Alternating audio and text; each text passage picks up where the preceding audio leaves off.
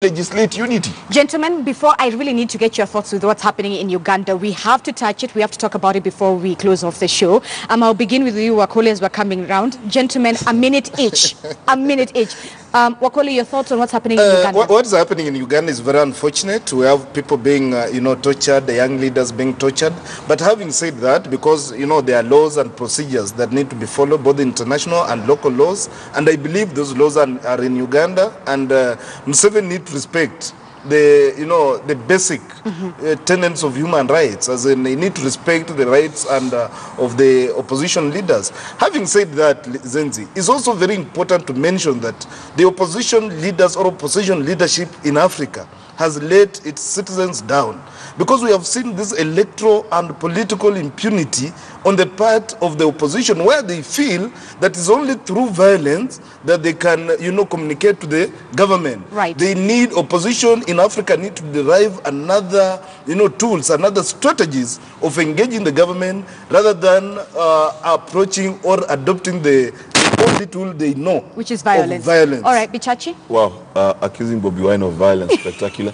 But two things. Number one, the stronger a dictator feels, the easier it is for him to fall. Number two, the longer you keep a freedom fighter in prison, the freer the nation becomes.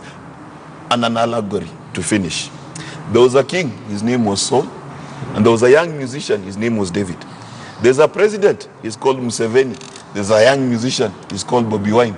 Both stories will end the same. Okay, wow, all right. Mamboleo, your thoughts? And Mamboleo, perhaps I would love to hear from you in the sense that, look what's happening in Zimbabwe.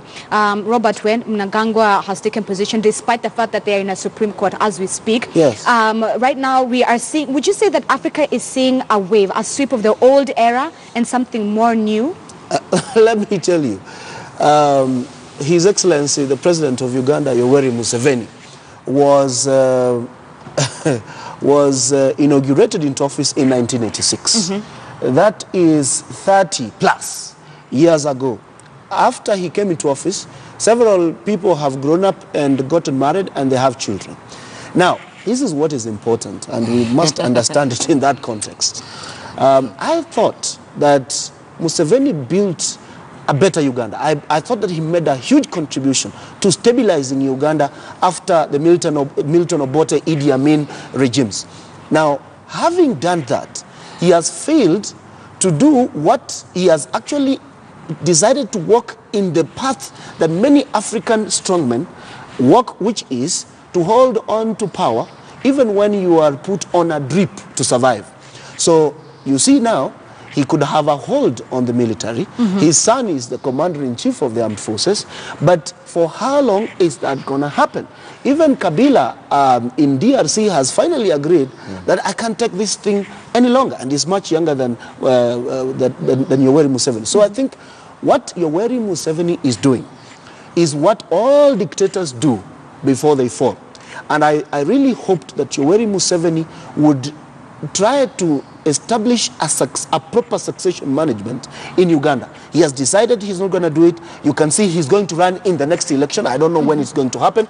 And the only logical consequence of his action is that he's going to fall. Should it be the same case for Rwanda's Paul Kagame, who has done incredible things within that country in terms of development and unity after they came back from a very sad 1994 genocide? Nevertheless, if one person stays too long in power, they become now a dictator. Take a look even what's happening to Diana Rirwagwa. Even as we are campaigning for free Bobi Wine, she also needs to be freed in Rwanda. Absolutely. And I hope that the Rwandese president, Mr. Paul Kagame, who has done, of course, as you said, very incredible things, is watching KTN Home, so that, or KTN News, so that we can give him free advice, because they choose not to take this advice from their advisors.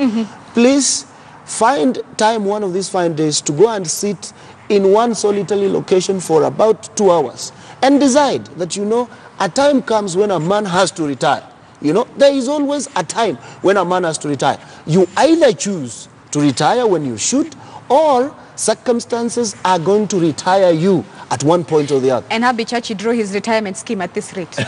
No, I do not do retirement It's okay. schemes. It's all right. Gentlemen, thank you so much for being here this morning and sharing your thoughts and your remarks on what has been happening this week. That was my panel, James Mamboleo, an advocate, Mark Bichachi, a communication strategist, Bernard Wakoli, he is a political analyst. Let's take a quick commercial break to sort of digest all of this. We'll be right back. This is Morning Express. Stay with KTN News.